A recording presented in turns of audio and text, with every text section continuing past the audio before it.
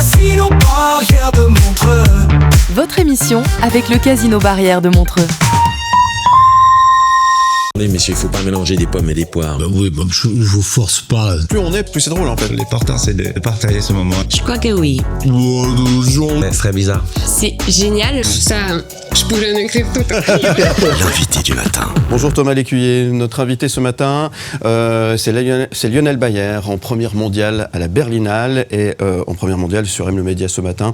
Après La dérive des continents en 2022, comédie caustique sur la crise migratoire, le cinéaste lausannois Lionel Bayer revient avec La Cache, un film au temps unique qui sera présenté cette semaine en première mondiale, je le disais, et en compétition officielle à la Berlinale, adapté du roman de Christophe Boltanski, lauréat du prix Femina 2015. Ce long métrage, très attendu, sortira en salle le 26 mars prochain. Il marque également la dernière apparition à l'écran du regretté Michel Blanc, disparu l'automne dernier. Avant son départ pour Berlin, Lionel Bayer est notre invité ce matin pour en parler. Bonjour et bienvenue. Bonjour. Merci Bonjour d'être avec Lionel. nous. Bonjour. Merci d'être aussi matinal. Je suis très matinal. Je dors très tôt la nuit, donc je suis très matinal, donc ça ne me gêne absolument pas. Ah, comme on le disait, vous vous apprêtez à partir pour Berlin pour présenter La Cache en première mondiale jeudi. Dans quel état d'esprit êtes-vous avant il y a un état de stress. Comment on vit ça? Alors c'est jeudi prochain, j'ai encore 10 jours. Il y a encore quelques jours, ouais. D'accord. Non, de stress, non, parce que quand le film est fait, il est fait en fait d'une certaine façon. J'ai du stress quand je le tourne, et après je pense que j'ai du stress quand il sort en salle, parce que j'ai toujours envie de savoir si les gens vont y aller. Les festivals, non, c'est plutôt un moment festif, et c'est toujours un honneur en fait d'être pris dans une compétition internationale comme le Festival de Berlin, surtout avec une comédie. C'est toujours plus dur avec les comédies, donc je suis doublement content de savoir qu'une comédie en français a fait rire les Allemands. Ça s'appelle la collaboration autrefois, mais aujourd'hui ça s'appelle, je sais pas, une chance, de la chance, donc non, je suis plutôt très content de ça. Et là c'est fini, il est monté, tout est prêt, tout est ok?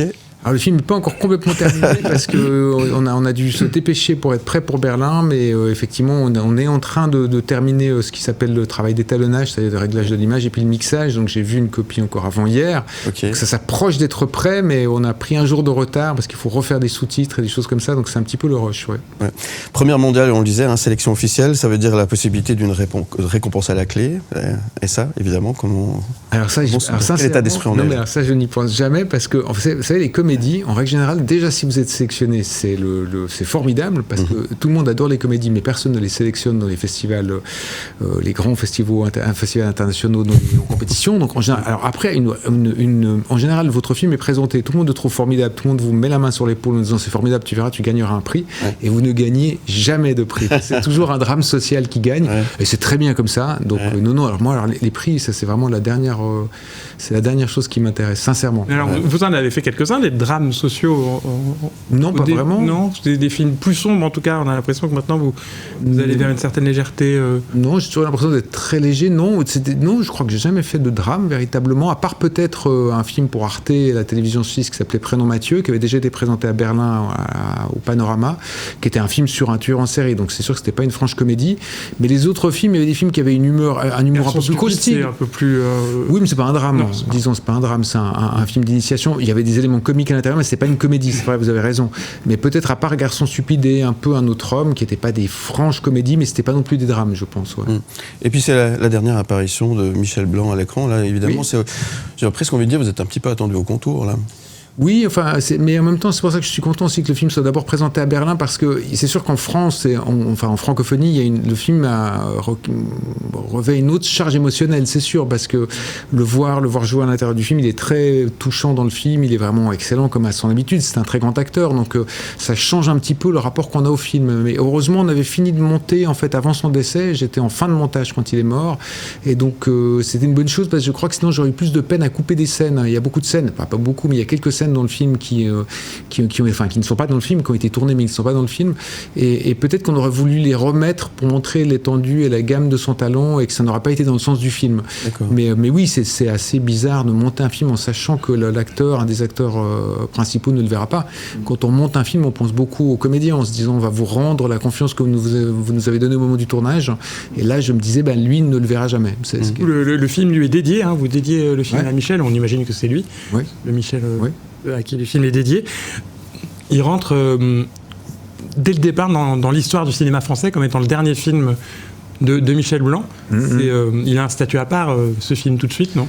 La chose étrange, c'est la dernière image du film, en fait, qui est une image très mélancolique et très douce, qui le fait un peu ressembler à Chaplin. On le voit marcher sur le bord d'une route et il fredonne du Brahms, hein, lui qui aurait voulu être musicien, qui était un homme qui avait une connaissance de la musique classique assez phénoménale et qui aurait voulu être pianiste, en fait, à la base. C'est parce que Gérard Jugnot l'emmène voir des films et que Gérard Jugnot veut être réalisateur et que Michel Blanc est son ami quand ils sont au lycée Pasteur, qui décide de s'intéresser au cinéma. Mais lui, sa première vocation, sans doute, c'était plutôt de faire de la musique.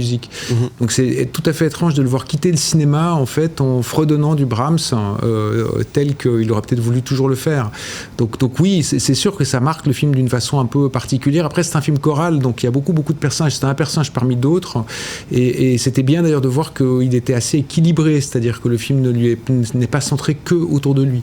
Mais c'était une chance et un bonheur de pouvoir travailler avec cet homme, qui était d'une grande intelligence et d'une grande discrétion et politesse, ce qui n'est pas toujours le cas dans le cinéma. La Cache, c'est dans quelques jours, on peut parler de quelques jours dans les salles pour la sortie de ce film évidemment. Lionel Bayer, merci d'être avec nous. On vous retrouve dans un instant, on marque une toute petite pause, à tout de suite sur RMC. Il ne faut pas mélanger des pommes et des poires. Oui, je vous force pas. Plus on est, plus c'est drôle en fait. L'important c'est de partager ce moment. Je crois que oui. Ce serait bizarre. C'est génial. Ça, je pourrais en écrire tout. L'invité du matin. Il nous l'a dit tout à l'heure, il est plutôt du matin. C'est Lionel Bayer, notre invité ce matin. Merci d'être avec nous. Avant la sortie de votre film La Cache, une première mondiale aussi ce matin sur M. Le Média. C'est vrai, et La Cache, c'est d'abord un roman signé Christophe Boltanski, qui a reçu le prix Filmna en 2015. Comment vous avez rencontré ce roman, vous, en tant que lecteur ou bien en tant que tout de suite réalisateur à qui on l'a proposé? On me l'a proposé parce que c'était une distributrice de films en France, Isabelle Dubar, qui m'a dit ça pourrait peut-être t'intéresser. Donc j'ai lu le livre, je l'aurais peut-être lu par la suite parce que je connais l'histoire de la famille Boltanski par Christian, qui était un artiste contemporain qui était sans doute le plus connu des Boltanski. Mais on me l'a plutôt proposé d'abord en disant ça peut peut-être intéresser. J'ai lu le livre en me disant c'est inadaptable parce que le livre découpe en fait l'appartement dans lequel ils ont vécu rue de Grenelle à Paris en racontant pièce après pièce ce qui s'est passé sur quasiment un siècle. Et donc quand on essaie de remettre ça droit dans une narration cinématographique, ça rend les propos quasiment incompréhensibles parce que les personnages sont nombreux et que Christophe Boltanski essaie d'imaginer cette famille comme un seul grand corps. Donc souvent vous savez plus qui parle à qui. Et on a quand même passé, alors j'ai fait d'autres films entre 2015 et maintenant, mais j'ai dû passer par une quinzaine de versions, je pense, avec on suivait chronologiquement l'histoire, on parlait de la période 39-45 qui est la plus poignante puisque le grand-père se cache sous le sol de sa salle de bain. Puis pour finir, on a pris un point de vue qui n'est pas tellement celui du livre, qui est de raconter ce qui s'est passé en 68. Dans le livre, c'est une phrase.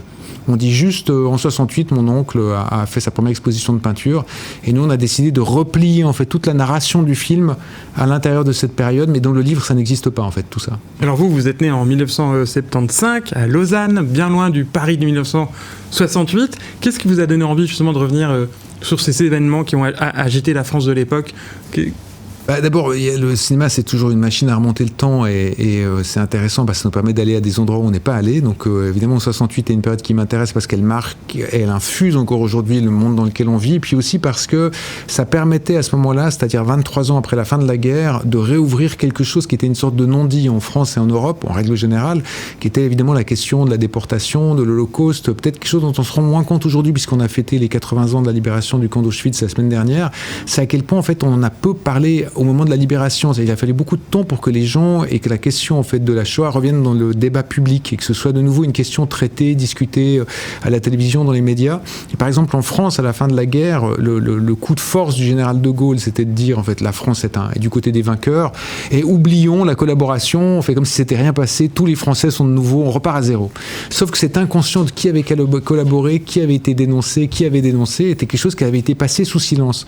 Et qu'en 68, au moment des événements, toutes ces passions françaises, mais aussi en Europe, un peu partout, ressurgissent. La question du fascisme, la question du terrorisme, en Allemagne, en France, à plein d'endroits. Et ça ressemble beaucoup à la période dans laquelle on vit aujourd'hui, puisqu'il y a de nouveau une montée des extrêmes droites. C'est même plus une montée, en fait. Le règne de l'extrême droite est de nouveau en train de s'établir. Et donc, je me disais que 68 avait de quoi faire écho à la période dans laquelle on vivait aujourd'hui, tout en faisant référence à quelque chose qui s'était passé dans le passé. Alors j'ai envie de voir dans ce film-là, La Cache, une filiation avec un de vos films précédents, Les Grandes Ondes, sorti en 2014, parce qu'il y a ce côté exploration un peu vintage d'une époque révolue, et puis déjà l'exploration d'un mouvement révolutionnaire aussi, celui de la révolution des œillets, le même soin dans les reconstitutions, le même contexte révolutionnaire, donc le même ton de comédie. Est-ce que c'est une filiation juste? Est-ce qu'on pourrait dire que ces deux films se répondent un peu? Ah oui, c'est à vous de le dire, parce que moi je l'ai fait, donc j'ai de la peine à dire quelque chose dessus, mais si vous le dites, en tout cas, ce que vous dites est juste, oui, effectivement, sur une époque, sur l'idée de la révolution, et là, dans les grandes ondes, la révolution, en fait, les personnages passent presque à côté, finissent par tomber dedans, en fait, mais c'est un peu le cas aussi dans La Cache. La Cache, ils sont à côté, vraiment, c'est-à-dire, ils vivent la révolution se passe à leur porte, ils la franchissent jamais véritablement, mais en fait, on se rend compte à la fin du film qu'ils ont fait leur révolution, mais qu'ils l'ont fait de manière moins explosive que ce qu'on voit dans les grandes ondes. Et c'est vrai, dans les deux films, il y a sans doute un ton qui est peut-être celui, le ton de la comédie que j'apprécie, parce que j'ai l'impression que c'est une façon de prendre les spectateurs au sérieux. Quand on fait une comédie, on prend les gens au sérieux. Quand on décide de rire avec quelqu'un, ça veut dire qu'on est assez en confiance pour rire avec elle ou lui, et puis qu'on l'estime. Et je pense que ça permet de raconter, en fait, par la bande, des sujets qui sont toujours assez graves. Au moment des grandes ondes, on était en pleine crise financière en Europe, et c'était une façon de reparler des raisons pour lesquelles on était ensemble, et d'un mode plus léger. Puis là, ça parle de plein de thèmes qui ne sont pas des thèmes forcément rigolos, La Cache, mais ça le fait effectivement sur le ton de l'humour pour prendre au sérieux, mais pas se prendre au sérieux par rapport à ces thématiques-là. Ce que j'ai trouvé aussi très touchant dans le film et très, très agréable, c'est Madeleine de Proust que vous parsemez tout au long du film. Il y a une attention très particulière sur plein de détails, les jouets Dinky Toys, les BD Gaston Lagaffe, Spirou, Jean-Yann, la première pub aussi diffusée à la télévision française pour Boursin, les sardines en boîte. Il y a comme ça une nostalgie. Alors est-ce que cette nostalgie elle est propre à l'auteur du roman? Dans le roman, est-ce que c'est votre personnage, le personnage de votre film, ou est-ce que c'est vous pour une époque que vous n'avez pas ou peu connue? Je crois qu'on a la nostalgie souvent d'époques qu'on n'a pas connues, parce que le cinéma, la littérature, la bande dessinée nous informent sur cette époque. Le film, il est très inspiré, ou disons, il emprunte beaucoup à Franquin et à Gaston Lagaffe. Donc les sardines avec de la crème chantilly, tout ça, c'est plutôt du Gaston Lagaffe. Les voisins, c'est du Gaston Lagaffe. Il y a pas cette nostalgie, mais il y a en tout cas cette attache à la bande dessinée franco-belge. Et le film, en fait, fait référence à ça. Donc oui, il y a une nostalgie pour de la littérature, un univers qui était peut-être celui fictionnel de mon enfance, bien que je n'ai pas vécu 68. C'est complètement générationnel, parce que tout ce qu'on est en train de dire, moi, ça me rappelle des choses, ça me remet les images, que ce soit pour la pub, que ce soit pour la bande dessinée, et tout ce que vous venez de dire, effectivement. Ça nous renvoie à tout ça. Oui, le cinéma, on a une idée assez précise de qu'est-ce qu'étaient les années 60 ou les années 70, parce qu'on a vu beaucoup de comédies, les films de Louis de Funès, de Pierre Richard, de Gérard Houry, sont des films qui nous ont informés sur le débat. Et puis en fait, ça vous appartient. Le cinéma crée une nostalgie pour un temps que vous n'avez pas connu. Et donc oui, il y a pas une nostalgie, c'est pas le bon terme, mais il y a une sorte d'amusement en fait à replonger dans cet univers qui pour moi est un univers fictionnel, qui est celui des années 60, et qui, en tout cas pour moi, il est très informé par la bande dessinée, plus que par la littérature. Lionel Bayer, merci beaucoup. Qu'est-ce qu'on peut vous souhaiter là? On rappelle que le film sortira le 26 mars prochain. Je vous ai déjà posé cette question avant, dans quel état d'esprit on est avant les Berlinales, qui sont quand même, c'est une étape quand même importante évidemment, mais aujourd'hui, qu'est-ce qu'on peut vous souhaiter? Le film est pas tout à fait fini, on l'a dit. En étant un grand timide, en réalité, vous pouvez me souhaiter que ce soit fini, le passage en festival. D'accord. Rentrée, comme ça c'est fait, et je me réjouis beaucoup de rencontrer les gens en salle, puisque je viens de l'exploitation cinématographique, qui est toujours un plaisir de rencontrer les gens dans les salles de cinéma. Donc ça, oui.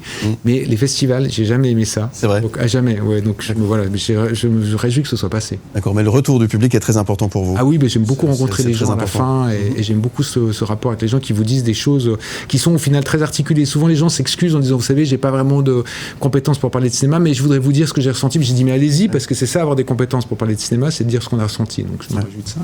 Eh bien, on vous souhaite tout ça, alors Lionel Bayer. Merci beaucoup d'être venu. Merci à vous. Plein succès pour la suite. Bonne matinée. Et à très bientôt sur M le Média. Où tu veux, comme